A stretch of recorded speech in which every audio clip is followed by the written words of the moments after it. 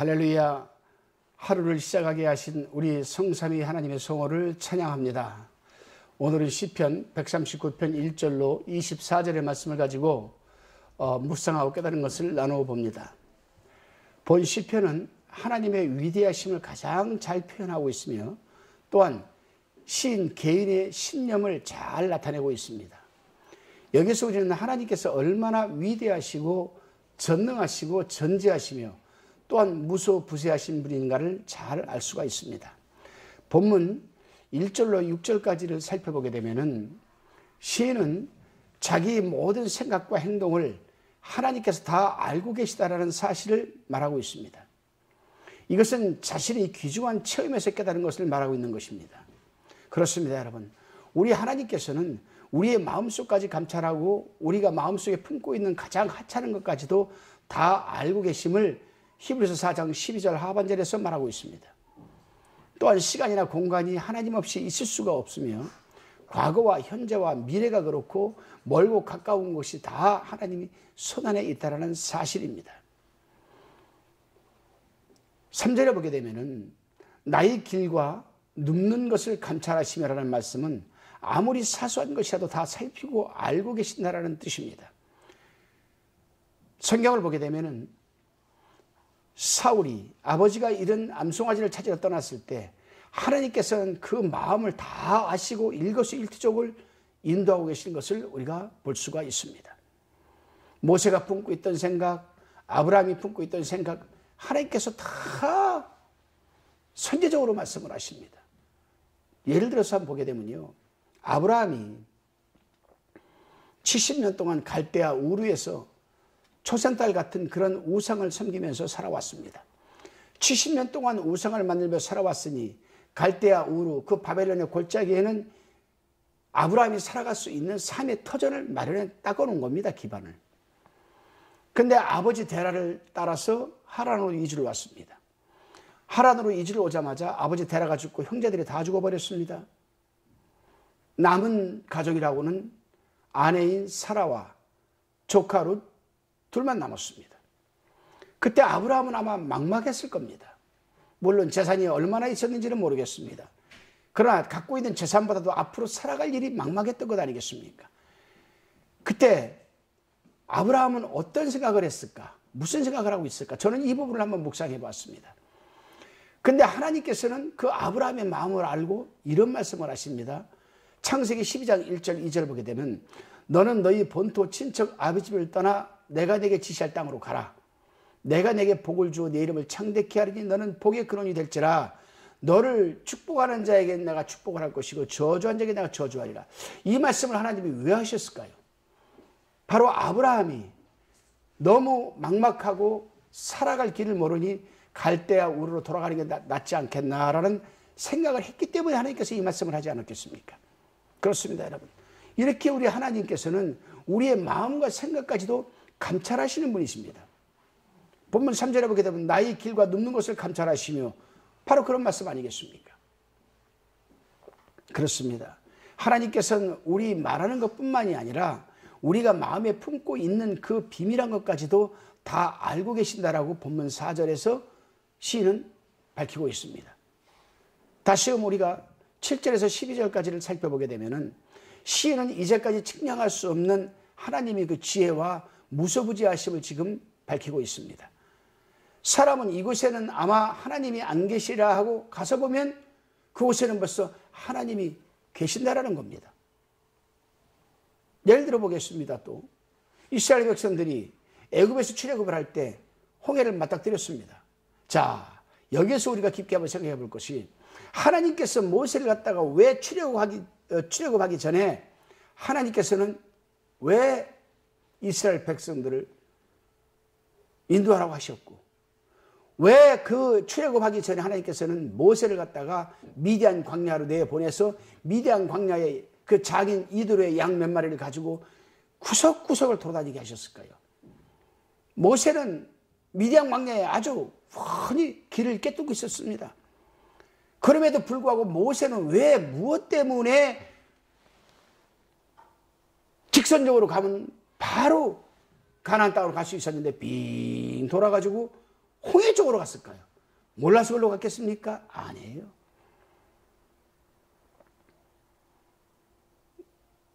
모세는 하나님의 감동에 힘입은 자잖아요.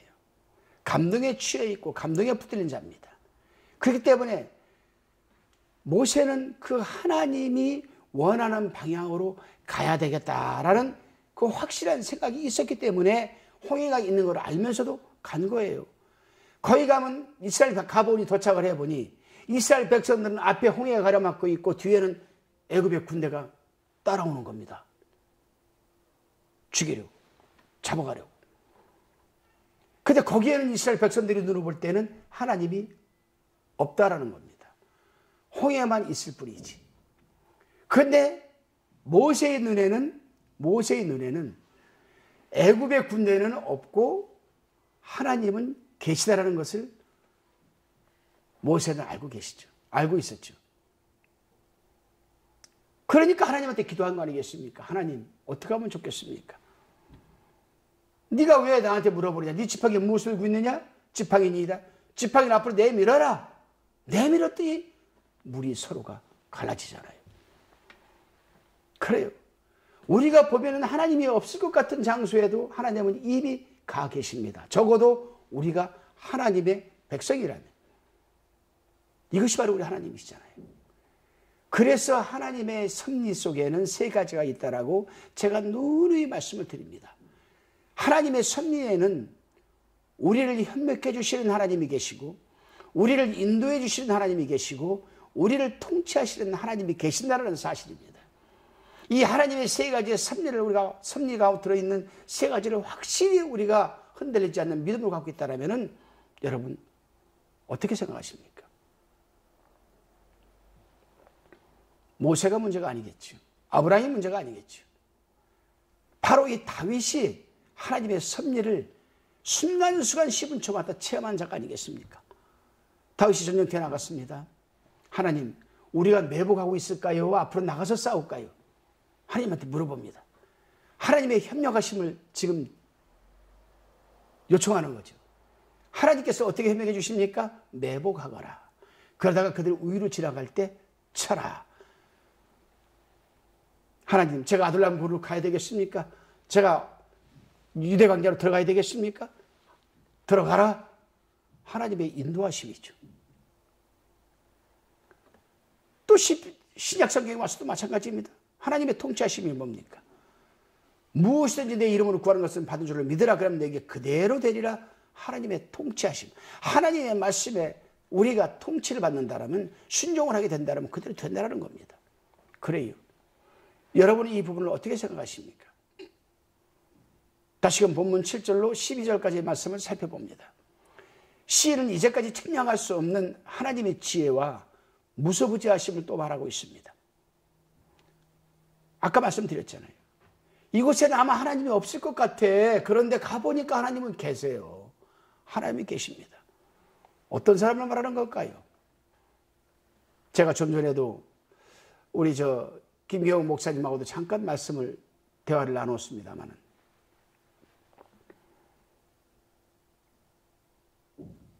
사도 바울이 죄수된 신분으로 지금 로마에 재판을 받으러 가고 있습니다. 죄인입니다. 다른 죄수들과 함께 지금 아드라무떼노 항구에서 배를 타고 지금 로마로 출발을 합니다. 근데 이미 사도 바울은 지금 날씨가 안 좋으니까 며칠 있다 가자라고 제안을 했습니다. 근데 다른 건 몰라도 이 배 모는 일에는 내가 최고다. 선장이 고집을 피워가지고 출발을 했습니다.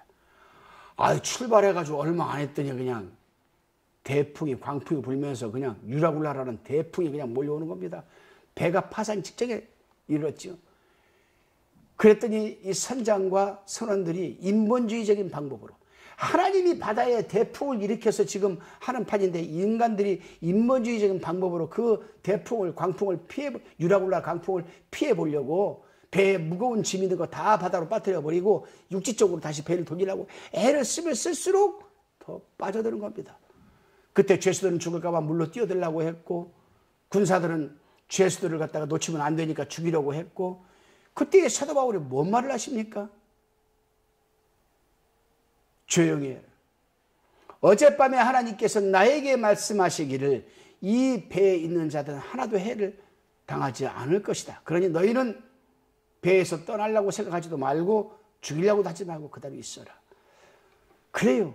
유라굴라 대풍이 몰아치는데 사람들이 볼 때는, 안 믿는 사람들이 볼 때는 거기에는 하나님이 없는 거예요. 없었습니다. 없을 것 같아요. 그런데 하나님의 사람 사도 바울이 볼 때는 어젯밤에 하나님께서 나에게 말씀하시기를 하면서 하나님이 이미 계신다라는 겁니다. 어떤 개념입니까? 하나님께서 이 대풍을 지금 만드셨다라는 거예요. 야, 이 믿음이 어떻게 역설적으로 이루어지는지 보십시오. 하나님이 대풍을 일으키려고 했습니까? 처음부터? 아니죠. 인간들이 하나님의 뜻을 거스려고 하니까 하나님이 순식간에 대풍을 만드셨죠. 그러나 그럼에도 불구하고 인간들이 하나님의 뜻을 불순종하고 역으로 가려고 하니까 하나님이 그걸 또다시 들었습니다. 들었어요. 한 섬에 이르게 하셔서 거기를 복음화시킵니다. 이 일로 인해서. 이게 하나님의 섭리예요. 그래요. 그렇습니다. 요나가 그렇지 않았습니까? 요나는 하나님의 명령에 불순종하여서 하나님의 낯을 피하여서 어떻게 배를 타고 다시스, 지금으로 말하면 스페인입니다. 스페인으로 도망가려고 하고 있었고 배 맨 아래 미치게 숨어서 있었습니다. 근데 우리가 하나님의 낯을 피할 수 있습니까? 배 3층이 아니라 어디로 구석에 우리가 숨어 있어도 하나님을 피할 수 있겠습니까? 하나님께서는 이미 알고 계셨고 배와 바다를 다스려 결국은 요나를 무릎 꿇게 하셨습니다. 이 내용이 요나서 1장 10절 이하에서 2장까지 잘 기록되어 있습니다. 그런즉 우리 인간이 하나님을 피할 것은 이 세상 어느 것도 없다라는 사실입니다. 요한계시록을 보십시오. 마지막 날에 우리 인간들이 산에 가서 바위굴에 숨고 구덩이 가서 숨어도 피할 수가 없음을 말하고 있지 않습니까? 그렇습니다, 여러분. 이러한 사실은 우리 하나님의 사람들에게 두려움이 되는 동시에 또한 위로가 되는 줄로 믿습니다. 죄를 지은 자로서 하나님이 면전에서 하나님의 낯을 피해보려고 하는 자들에게는 두려운 일이 될 수도 있겠지요. 하나님은 항상 우리와 함께 하시며 보호해 주신다는 사실을 생각하고 있는, 믿고 있는 하나님의 사람들에게는 큰 위로가 된다는 사실입니다. 여러분들은 어떻습니까? 여러분들은 항상 나를 협력해 주시고 인도해 주시고 통치해 주시는 하나님을 믿고 있습니까? 아니면 하나님의 면전을, 하나님의 낯을 한번 피해서 세상에 한번 살아보고 싶은 사람들입니까? 선택권은 하나님에게 있는 것이 아니에요. 우리에게 있습니다. 그 초이스 카드를, 어떤 카드를 줄 것이냐? 여러분 한번 곰곰이 생각해 보시기 바랍니다. 다시금 본문 13절에서 18절까지를 살펴봅니다. 아까 12절까지 말한 것은 창조주의 위대하심을 일반적으로 말한 것일 뿐 아니라 시인 자신의 생을 하나님께 사소한 일까지 다 알고 계시고 깨닫고 자기의 신앙적 신념을 고백하는 내용이었습니다.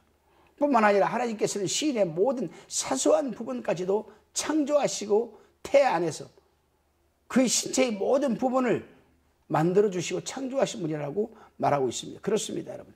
아무리 과학 지식이 발달된 오늘이라 할지라도 우리 인간들이 얼마나 어리석고 얼마나 무지하고 얼마나 무식하냐 하면요, 핵은 만들어 놨어요. 그러나 그 폐기된 핵물질을 이거를 처분할 줄을 몰라요. 그래서 바다에다가 흘려보낸대요, 일본에서. 예전에는 60 몇 년도입니까? 그때는 소련에서 핵 다 쓰고 남은 이 폐기물을 갖다가 그걸 우리 동해 앞바다 밑에 수십 몇 대까지 갖다 도라무통에다가 묻어놓고 도망을 갔습니다. 이게 인간의 한계죠. 인간이 유한적일 수밖에 없고 한계적인 삶을 살아갈 수 없는, 한번 생각해 보십시오. 달나라까지 가요, 지금. 달나라에 뭐가 있는 것까지도 좀 다 알고 있어요. 다 알고 있습니다. 그렇다고 인간이 세상을 다스릴 수 있습니까? 천만에요. 제가 하나님의 말씀을 읽고 연구하고 탐구하는 가운데 깨달은 것이 있습니다. 외계인이 과연 있을까? UFO가 있다면 외계인이 있다는 증거겠죠. 그 UFO의 실체가 무엇일까? 또 인간들이 과연 지구가 종말이 다 되면은 어떤 생태계학자가 앞으로 지구의 종말이 800년 뒤에는 8세기 뒤에는 지구가 폭발한다고 합니다. 그것에 대비해서 인간들이 지금 달나라 어디 인간이 살기 좋은 새로운 행성을 지금 찾으러 다니고 있습니다. 가능할까요? 성경에서는 그렇게 말하고 있지 않습니다. 성경에서는 분명히 지구의 종말은 있다라고 가르칩니다. 지구의 종말은 이때 반드시 인간들을 심판하시는 그 하나님을 강조하고 있습니다. 그래요. 우리가 한번 곰곰이 생각해 보시기 바랍니다.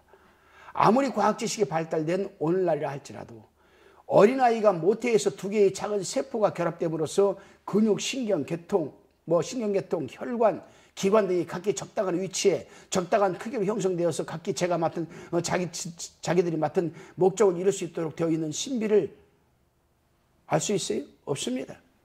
하나님께서는 왜 간을 갖다가 갈비뼈 안에다가 만들어 주셨을까?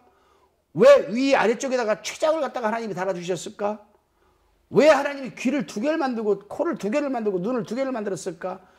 그러나 입은 왜 한 개일까? 여러분 이거 한번 생각해 보셨습니까? 아주 오묘하죠. 제가 의학 쪽에 관심을 갖고 공부해 본 적이 있습니다. 인체의 신비라는 처음 책을 접할 때 인체 해부도를 제가 공부를 해봤습니다. 참 하나님이 아니시면 이렇게 만들 수가 없는 거예요. 우리 몸 안에 있는 대동맥, 정맥, 모세혈관, 1차, 2차, 3차 신경 이런 것들이 얽히고 설켜서 척추에 있는 32개, 64개의 이 신경 다발이 원통 안에 들어가서 꼬여가지고 머리 끝에서 발끝에까지 다 연결되어 있는데 자율신경은 빼놓고 적어도 뇌신경에서 명령 떨어지는 대로 이 측두엽에서 명령 떨어지는 대로 느껴지는 대로 순식간에 몇만 분의 1초의 순식간에 행동할 수 있는 물질이 떨어진다는 이거 인간이 만들 수 있습니까? 하나님 아니면 못 만들죠. 절대로 하나님이 아니면 만들 수 없습니다. 제트기가 마하 3.0으로 쉑 하면은 구름만 남아 지나간 구름만 이게 기체가 얼은 것만 남아 있고 비행기는 벌써 안 보여요. 그런데 셔터로 그걸 누르려면은 5천만 분의 1 셔터 속도로 눌러야만 비행기를 찍을 수가 있습니다. 5천만 분의 1보다도 더 빠른 이 뇌신경 하나님 인간이 만들 수 있습니까? 절대 만들 수 없습니다. 그래요. 우리 인간의 근육이나 골격이 조금만 그 위치를 달리했더라도 완전한 생명체가 되지 못합니다.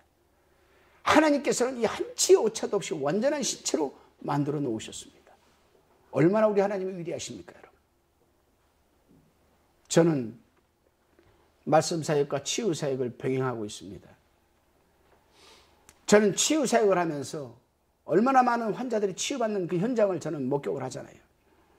예수 그리스도라는 이름 하나 가지고 세상의 의술이 고칠 수 없는 것을 하나님은 순식간에 고쳐버리십니다. 제가 깜짝깜짝 제 자신을 놀랄 때가 많습니다. 매주 목요일 저는 광주 송정에 있는 대인동에 있는 솔로몬 치유센터에 가서 제가 강의도 하고 사역을 합니다. 머리에 손을 얹고 기도만 할 뿐인데 순식간에 하나님께서는 이 종의 입술을 통해서 당신은 이렇기 때문에 이렇게 된 겁니다. 기겁을 하는 겁니다. 어렸을 적에 그 앓았던 병을 하나님께서 말씀하시고 그 병 때문에 그 독한 약을 먹었던 부작용 때문에 이게 나는 거라고 얘기를 할 때 그 사람 얼마나 기겁을 하겠습니까? 하나님이 아니시면 누가 그 말을 하게 하겠습니까? 그래요. 우리의 혼과 영과 관절을 찔러 쪼개기까지 하며 우리의 마음과 생각을 감찰하시기까지 하시는 이 하나님, 이 하나님 앞에서 우리가 여러분 숨을 데가 어디 있습니까? 없지요. 그래요. 그래서 시인은 내가 주께 감사하오면 나를 지으심이 신명 막측하심이라 주의 행사가 기이함을 내 영혼이 잘 아나이다라고 지금 고백하고 있는 겁니다. 하나님께서는 우리의 신체를 이처럼 온전하게 만들어주시고 보호해 주셔서 조금도 불편함 없이 몸을 사용하고 있음에도 불구하고 우리는 하나님께 감사한 일이 있는지 한번 돌아보는 시간이 되어야 할 겁니다. 저도 그래요. 안양 샘병원을 비롯하여서 호스피스 병동을 종종 갑니다. 암 환자들을 기도해 주기 위해서. 그 병원의 호스피스 병동에 암 환자들이 누워있고 그들이 있는 모습을 보고 가서 기도해 주고 나오면서 나도 모르게 하나님께 감사합니다. 하나님 이렇게 건강하게 주셔서 감사가 저절로 나와요. 오늘 본문의 시인이 바로 그러한 차원에서 지금 하나님한테 지금 감사를 드리고 있는 겁니다. 여러분. 다시금 본문 19절에서 24절을 살펴보면요. 시인은 여기에 와서는 지금까지 말한 것과는 아주 다른 말을 지금 또 하고 있습니다. 하나님께서 이처럼 인자하시고 지혜로운 분이신데 어째서 악인들로 하여금 죄를 짓고 하나님께 반역하게 하시는가? 라고 의심에 지금 눈초리를 보내고 있습니다. 그리고는 이들에 대한 하나님의 뜻으로 여기어서 여호와여 내가 주를 미워하는 자를 미워하지 아니하오며 주를 치러 일어나는 자를 하나지 아니하나이까? 라고 21절에서 지금 말하고 있습니다. 시인은 하나님께 대한 충성심은 칭찬할 만합니다. 그러나 시인의 생각은 잘못되었다고, 한참 잘못되었습니다. 왜냐하면 첫째로 하나님께서는 모든 처지에서 일을 선하게 처리할 수 있는 분이시죠. 다음으로 이미 얽혀져 있는 사실에 대해서도 미워하는 사람이 있게 함으로써 더 복잡하게 만들 필요가 없는 것이고, 셋째로 하나님께서는 이들을 미워하심으로써 문제를 해결하시는 분이 아니시라는 사실입니다. 여기 세 번째로 말한 것은 예수 그리스도로 말미암아 잘 드러내고 있습니다. 예수 그리스도는 죄인들을 미워하지 않으시고 그들을 구원하기 위해서 세상으로 내려오셨기 때문입니다. 자, 우리가 공관복음서를 보게 되면은 예수님께서 십자가에 달리셨어요. 그때 로마 군병이 창을 가지고 찌릅니다. 그런데 예수님께서 자기 손에 못을 박고 발에 못을 박는 그 군병들을 바라보고 그들을 보고서는 그가 좋아하는 유대인들을 바라보고 대제사장 사두개인 바리새인들을 바라보면서 예수님이 어떤 기도를 들으셨습니까? 하나님이여 저들을 용서하옵소서. 자기들이 하는 것을 알지 못하니이다. 이렇게 중보기도를 드리셨습니다. 그래요. 그런데 우리가 누구를 미워합니까? 그런데 우리가 누구를 심판합니까? 그런데 우리가 누구를 정죄할 수가 있겠습니까? 그래요. 본문도 마지막 부분을 읽어보면 시인의 마음도 어느 정도 이러한 마음으로 변한 듯이 보입니다. 그는 하나님께 대한 충성심에서 하나님을 반역하는 악인들에 대하여 증오심을 품고 있었습니다. 그런데 그는 갑자기 자기 자신의 죄에 대하여 생각을 하게 된 거죠. 그렇습니다. 우리 하나님의 사람들이 다른 사람의 죄를 들춰내었을 때 그들이 회개하지 않는 것을 보고 비평하기는 쉽습니다. 그러나 정작 우리 자신의 죄에 대해서는 어떠한 죄를 생각해 보아야 됩니다. 우리가 과연 다른 사람의 죄를 평론할 자격이 있을까? 우리 자신의 죄를 회개하지 않고 어째 남의 죄를 우리가 말할 수 있을까? 이 부분에 대해서 우리 주님이 하신 말씀이 있죠. 자기 눈에 들보는 생각하지 않고 남의 눈에 티만 생각한다. 그래서 시인은 자신이 겸손을 자랑하는 마음과 자기의 거룩함을 자랑하는 교만의 죄에 빠져들까 봐. 물론 이것은 그리스도인들이 많이 범하기 쉬운 죄입니다. 이렇게 말합니다. 하나님이여 나를 살피사 내 마음을 아시며 나를 시험하사 내 뜻을 아옵소서. 내게 무슨 악한 행위가 있나 보시고 나를 영원한 길로 인도하소서라고 23절로 24절에서 지금 고백하고 있습니다. 이 부분에 대하여 예수님께서도 그래요. 아까 말씀드렸잖아요. 마태복음 7장 3절에 기록되어 있습니다. 어찌하여 형제의 눈 속에 있는 티는 보고 내 눈에 있는 들보는 깨닫지 못하느냐. 그래요 여러분. 오늘 하루도 우리 이웃의 눈에 있는 티만 보려고 하지 마시고 순간순간 씹은 초마다 화가 날 때마다 증오심이 날 때마다 내 눈에 있는 들보를 바라보는 지혜가 주어지기를 주님의 이름으로 축원합니다. 기도합니다. 주님 이렇게 건강하게 지어주셔서 자유롭게 누릴 수 있도록 해주셔서 감사합니다. 이렇게 건강함과 자유를 주신 것에 감사하며 살아가게 해주시고 남을 미워하는 삶을 살지 말게 하옵소서. 늘 남의 눈에 티는 보려고 하고 정작 내 눈에 있는 들보니 깨닫지 못하는 어리석은 자가 되지 않게 하옵소서. 감사드리오며 예수님의 이름으로 기도드리옵나이다.